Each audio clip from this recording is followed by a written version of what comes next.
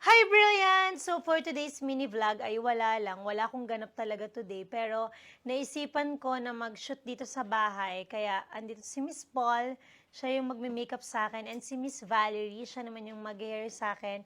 But before everything else, kailangan natin gumamit ng Advanced Moisture Booster Gel Cream before makeup. So, let's do this!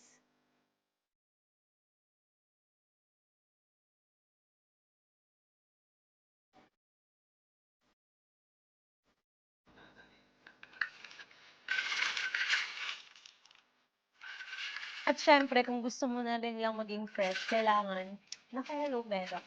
Pero sobrang addict na talaga ako dito, as in malala. Parang everyday, nakakadalawang tumbler ako. And ang sarap niya kasi, as in sobrang sarap niya. Totoo. Alam mo ba, ma, ako, sa akin kasi sa skin ko, sobrang, like, sobrang hiyang ko dyan. Kasi, ganito yan, di ba, nagbabalat ako, tapos si Embong, makeup artist ko, sobrang hirap na hirap siya sa akin na parang, sabi, te, lagi ka na nagbabalat. Ito, try mo tong gamitin. Sobrang mahal niya, parang nasa 2,000 ata, 1,000 plus, isang maliit lang, so ginaya namin yung formulation. Tapos di na ako bumibili. Kaya lahat ng ginagamit ko as in, brilliant lang talaga mo. Nakatipid pa. Tingnan mo.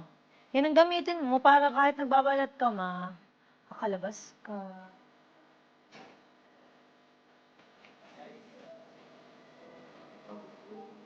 Parang ano lang affected na, parang water.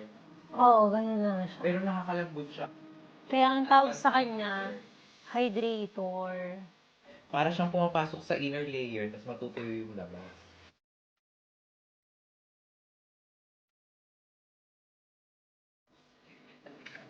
Sino ba yung nagsabi na inuubos ng jowa niya? Si Doc. Yung doktor ko kasi, inuubos ng jowa niya yung Hello Melo niya. Sabi ko, Doc, bahala ka lang umorder. Kasi lagi ka nang binili. Like, pag nakikita kami. Yeah, pag kami, minsan may mga discount.